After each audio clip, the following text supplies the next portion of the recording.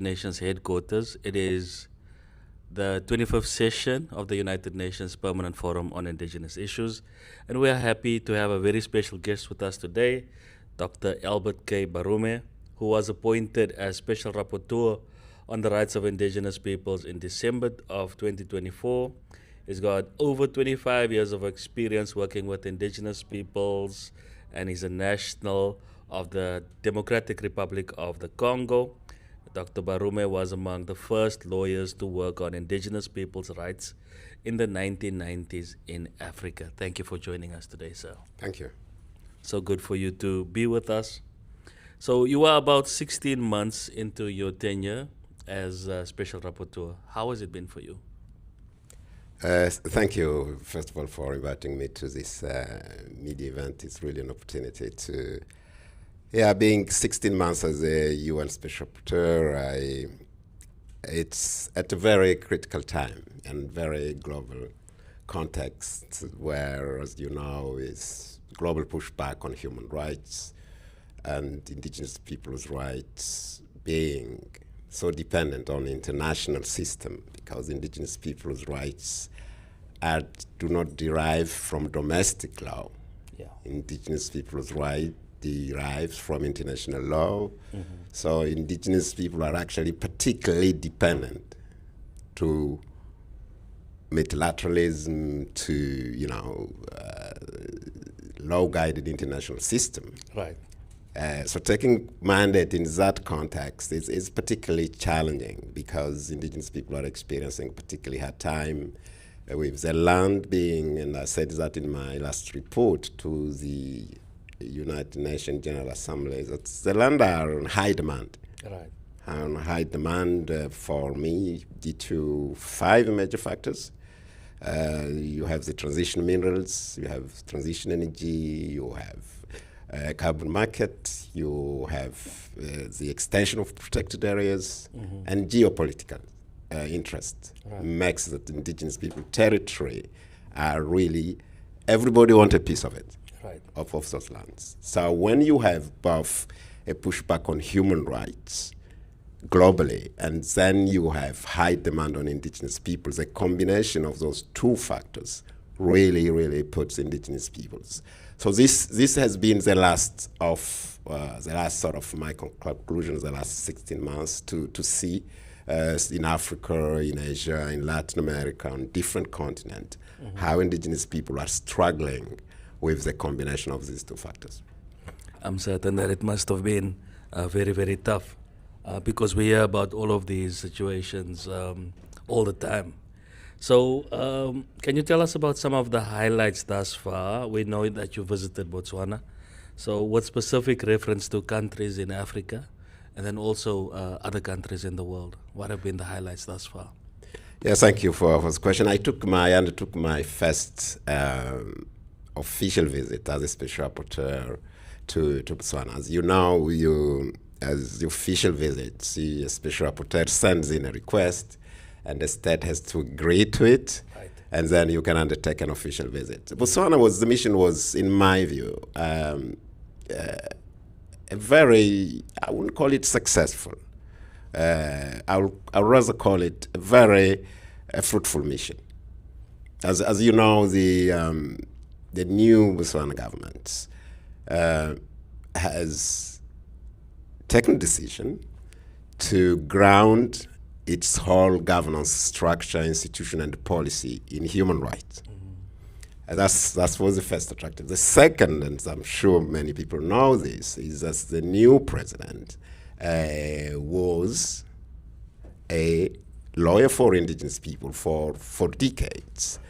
And since himself taking office, he committed to redressing the historical injustices that indigenous people in Southern Africa, and more specifically in Botswana, are facing. So I saw an opportunity to go and lend hand to that big undertaking, a really big undertaking to shake decades, if God knows if it's not centuries, of structural discriminations embedded in institutions, embedded in law, that the new government have to try and unearth and redress and sort of correct. So my mission was intended to sort of help and contribute to that legitimate and absolutely historical opportunity. And it's a young president, the one in Botswana. Do we think that youth plays a role in the thinking as compared to other African presidents with regard to implementation of the United Nations Declaration on the Rights of Indigenous Peoples and then ratifying ILO 169? Yeah, I was attending a side event. It wasn't yesterday, the day before yesterday, at the Kenyan Mission. Not as a Kenyan Mission, actually. It was organized by the Kenyan Mission in the UNDP building.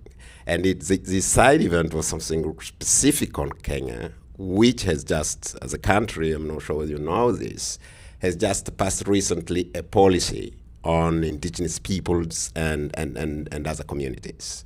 Wow. So the event was a sort of celebration, but also looking ahead beyond the policy, because having a policy is not enough. You also the policy need to deliver and so on and so forth. Right. And when I was responding to the keynote speech of the Kenyan ambassador, I did say something you just mentioned. I said that I was really, really proud, me as the first special rapporteur from Africa, to see that we have a new generation of political leaders that understand that Africa cannot carry on leaving certain communities behind. Yeah. Those communities that sometime unconsciously by leaders were really left behind. Those communities that are mostly hunter-gatherers and nomadic pastoralists, whose way of life were somehow seen as savage, right? As uncivilized, as some things that cannot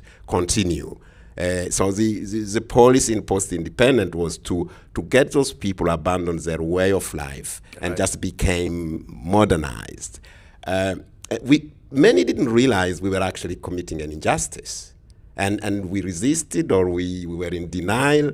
So it's really, really interesting to have a generation of African leaders that can track and pinpoint at that historical injustice.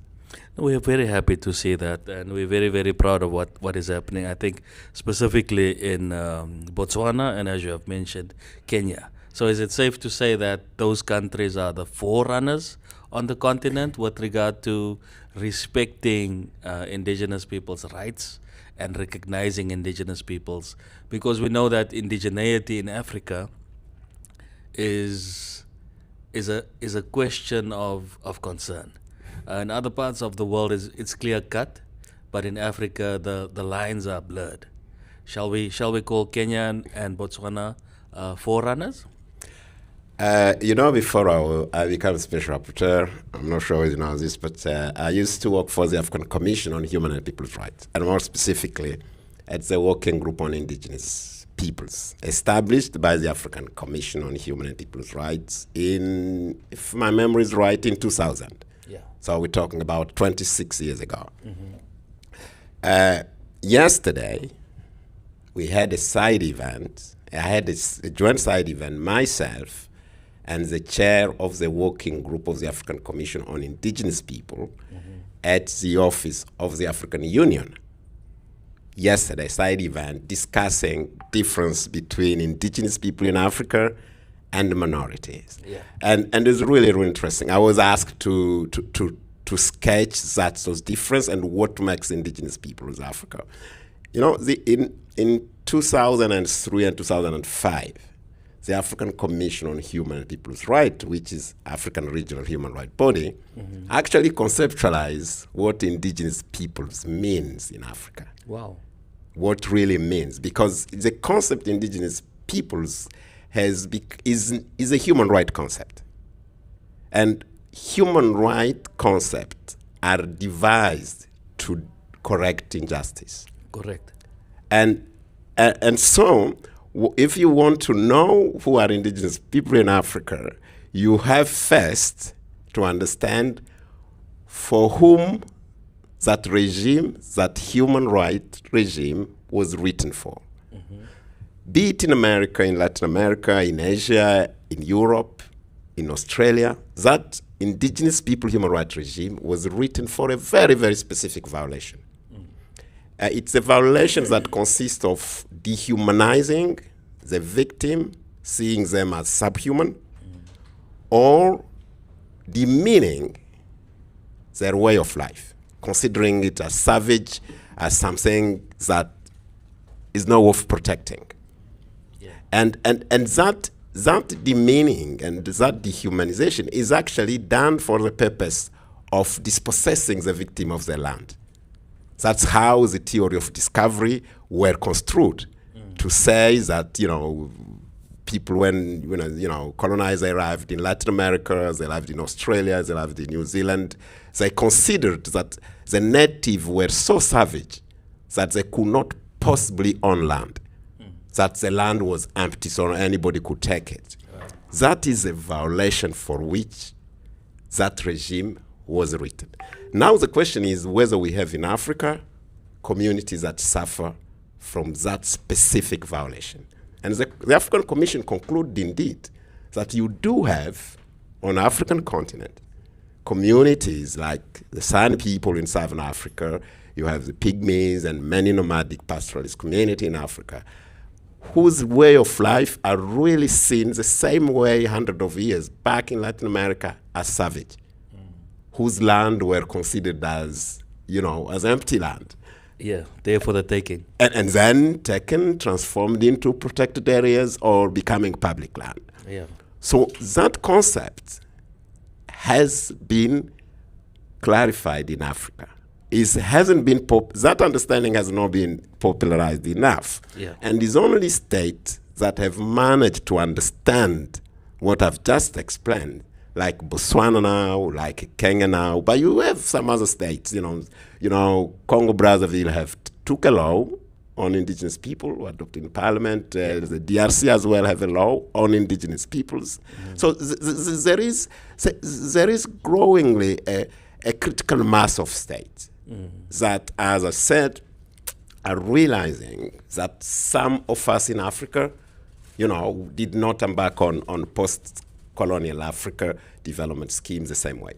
What's scary is that it is a colonial mindset, and one can almost, I don't want to say not blame the colonial minds for thinking that we are savages, but now in Africa at large, there are no more colonial masters. So the thinking should definitely have changed, because all that is left is us, So this is what we are thinking of each other. So the one African will think that another African is less or savage. It's a deep transfer of colonial mindset. Absolutely, and that's why I said in many cases, it's done unconsciously. Yeah, is done in the name of trying to civilize the others. When we saw people continue to hunt, we assumed hunting is a bit, savage way of life, is, Stone Age like hunting of life. So many governments in Africa took program to sort of try to transform those people and make them much more settled. Assimilation. Nomadic people wandering around with cows everywhere. We saw like this is not the way. So that's injustice. That's really injustice, because you know what? Nobody asked to be born hunter-gatherers. True. Nobody asked to be born nomadic pastoralists. But beyond that, what we're talking is their livelihood of people is the only thing culturally those people know doing. So it's not fair to actually put hierarchy between livelihood, because people don't choose to. Yeah. And it is when you look at that through the discrimination angle, that it really become very, very clear that the indigenous people legal regime is relevant, including in Africa. And I remember the African Commission one day saying, one commissioner saying, how could we? A continent that, went through slavery, went through colonialism,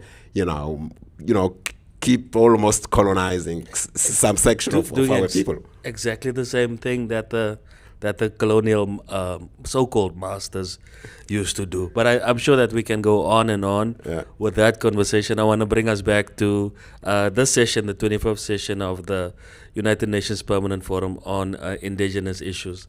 So as we wrap up week 1, what have been some of the main topics that were raised?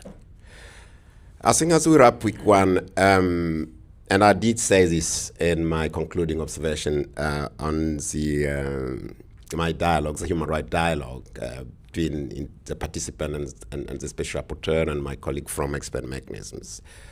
There is a clear rise in criminalization of indigenous peoples. There is a clear, widespread, is actually at a crisis point. And I did say to the forum that it really should be noted down that indigenous people are at a crisis point. Across continent, Latin America, Asia, Africa, and that criminalization is actually driven by the 5 factors I've mentioned. Everybody wants a piece of indigenous people's land. But the point is indigenous peoples are now living on the last piece of the land. They have been pushing back and back for centuries. They have no land to push back to anymore. Right. So I think it's clearly important. For me, that's a takeaway. It cannot be seen as business as usual. We are not in an ordinary situation. We are in a crisis situation of indigenous people. And let me say this. That criminalization, there is a trend that I'm noticing of a particular targeting of indigenous women leaders. Wow. Because women are increasingly standing up against encroachment of the land. And it seems, I don't know, that there is a particular focus in terms of criminalization, in terms of arrest, in terms of harassment. And there are cases of, I've done a couple of missions recently, really you see a trend of targeting indigenous women leaders in that criminalization effort. Land defenders mostly? Land defenders, obviously, yeah. Land and human rights defenders within indigenous communities. And which countries has registered high amounts of criminals, so-called criminals? That's a difficult question. Okay. That as a special rapporteur, I wouldn't go that far. I do on a daily basis as my work. On a daily basis. Every single day. I have a team. That is something I have introduced to the mandate. It's new and is something driven by what I've just said. Okay. Because I consider really indigenous people are in crisis. So for the first time, I added to the mandate of the Special Rapporteur a team of regional legal teams. Today I have a team of lawyers, indigenous young lawyers in Africa, in Latin America and Asia, and a global team. On daily basis receiving complaints, because the number of complaints really are growing. It shows the crisis aspect. And it is indigenous people in a need of non-compliance. We are in a non-compliance era. You can no longer count on state to comply with international law automatically. Right. Because you have even a big state, I'm not going to name names here, who go on TV by saying international law doesn't exist. So we are in a non-compliance era. So indigenous people have no other options than standing their ground. And while they stand their ground, I made an option that the mandate will be in proximity. Indigenous people can feel that the mandate of the UN Special Rapporteur on Indigenous people is closer to them as they stand their ground during this hard time. I'm hoping really this is temporary. I'm hoping in few years this trend of targeting indigenous people, of drive criminalization going up, I'm hoping it ends. But in the meantime, I think indigenous people need as much support as they can get. No, definitely. We agree fully with that. Back again to this year's session, what are the expected outcomes? As you're talking to people, your colleagues, what do you think the outcomes are projected to be? Well, maybe you should ask the 16 members of the People Forum. But no, that's the way of speaking. I think the outcome really is to relay. The outcome should be to relay the outcries of indigenous peoples. Okay. It's a crisis time, a really, really crisis time. And for those who have been sitting in those plenary sessions or in those side events, I can tell you, it's not ordinary time. All those statements by indigenous people, is just so. I'm hoping really that the outcome would be to relay clearly that indigenous people are at crisis point. I think this next question is related to the one that I just asked. So if any government representatives are listening to this broadcast right now, what do you think the message would be to them as governments from indigenous peoples after you have seen and heard what you have this week? I would say, and I've said this in my report actually, my report to the General Assembly in October. I did say, and I continue to say this in private, in my bilateral meeting with indigenous people are part of the solutions. Indigenous state just need to shift the paradigm. Because let me give you an example, and this is something I'm saying. Indigenous people's lands, in most cases, are on borders. Because some indigenous people are even cross borders. Yeah, true. And because of those locations, indigenous people, in most cases, are the first encounters of many groups, such as it can be terrorist group, it can be drug traffickers group, it can be migrant traffickers, it can be criminal gang networks that penetrate indigenous people's land. And because in most cases those in remote area abandoned by their government, not really very present, so it's almost taken over. Yeah. When that happens, and it is happening across the continent, it can be, the Islamist group state, the Al-Qaeda groups, the drug traffickers, and migrant traffickers. When they occupy indigenous territories, state reaction is to send in more military, more police, more security services. And in addition to that, the mindset is to consider indigenous people as accomplices. They are called terrorists. They're called enemy of state. They get arrested. Indigenous leader in hiding, arrested, killed, and so on and so. Is a trend. Wow. Everywhere in different continents. I'm telling state, this is really a wrong approach.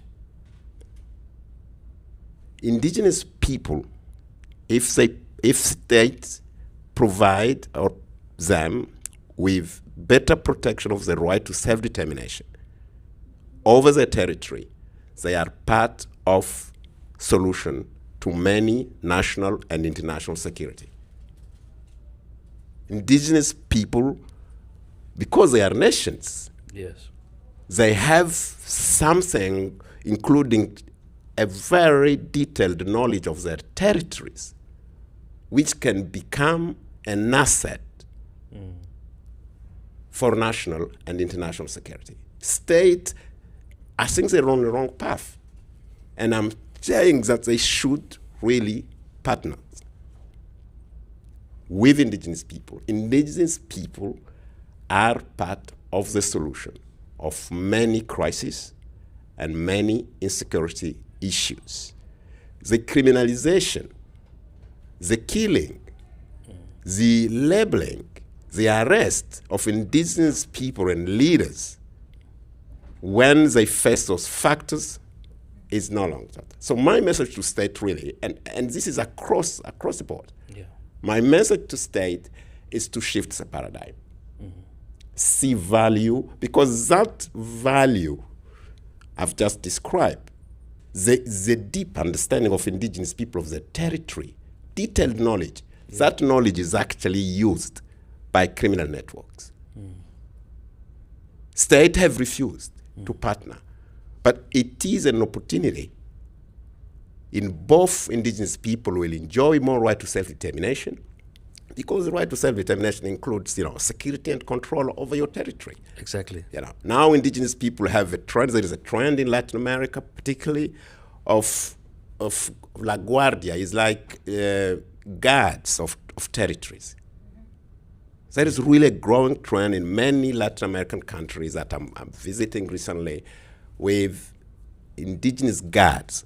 So young people, and in many cases, in majority young girls, indigenous girls, part of guard of territory, patrolling, ensuring the community, because they're facing serious security issues on indigenous territories. Yeah. State are targeting these guards. They see them as a problem. Instead, as I said, of seeing as part of the solution. Correct. We encourage states to enter this paradigm shift. It looks like it's absolutely essential, something that needs to happen. One can imagine the empowerment that would come from such initiatives. It will be job creation for indigenous peoples who live. More right to self-determination. Yeah. But it can deliver also for state and for everybody. Definitely. I mean, look at the geopolitical interest on indigenous people's land. I mean, the last case is Greenland. Yeah. There are huge geopolitical interests on indigenous people's land.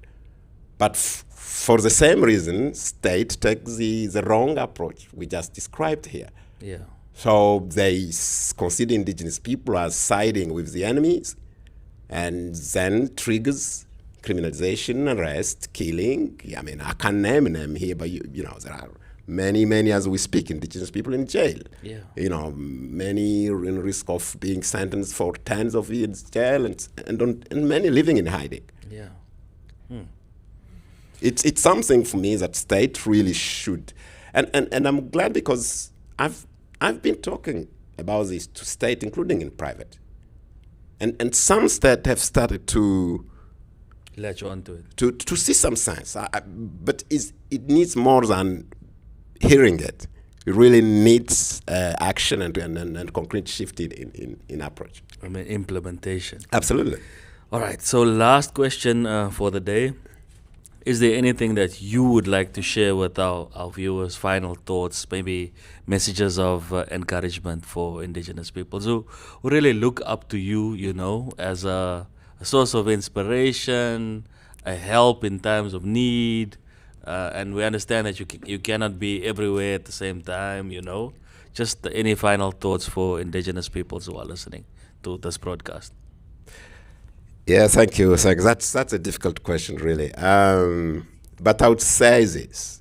I would say that what I'm really seeing, and is not something new, it's something that characterizes indigenous people, is the resilience.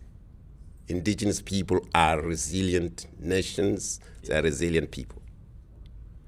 I think they need to continue to, and really continue to show what they have been doing for centuries. Standing for what has been their unique, incredible contribution to solutions. That's what, if today, it's the 25th anniversary of the mandate of the Special Rapporteur. Yes. It's the 25th anniversary of the Permanent Forum. They were established 25 years ago. It's a long time. And let me say something. Those 25 years have established indigenous peoples as key actors. Indigenous people have made incredible gain including establishing the right within the international framework. That's something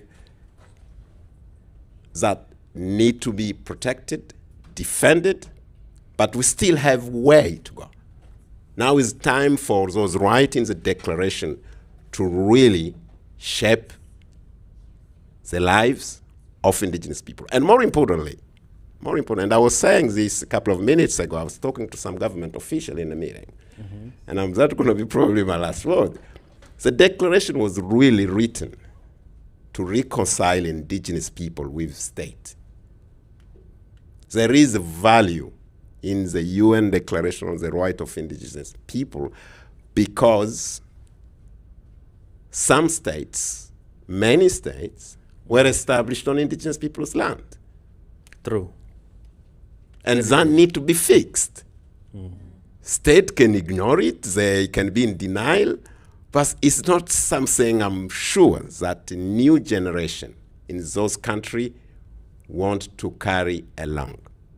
In America, in Latin America, in Europe, even in Africa, in the Pacific, Nepal. in all those countries. Yes. There is a tool, and that's my message to both indigenous people, mostly indigenous people, that the declaration is really a tool that state need to see as an opportunity, and indigenous people have established themselves internationally. They have made gains. I think the current crisis will pass because indigenous people are resilient, and they continue to be resilient. So for me, that message would be really to stand the ground and seek for I wouldn't call it help. Seek for partnerships and build stronger partnership around their claim. Excellent. I'm happy to leave it there. Thank you so much for joining us. Merci beaucoup, mon frère. Thank you. Now you speak French. That's a little that I know. Thank you. Dr. Albert Barume, Special Rapporteur on the Rights of Indigenous Peoples. Thank you very much. This is Sheldon Ferris for Cultural Survival at the Indigenous Media Zone, United Nations Permanent Forum on Indigenous Issues, New York City. Thank you very much.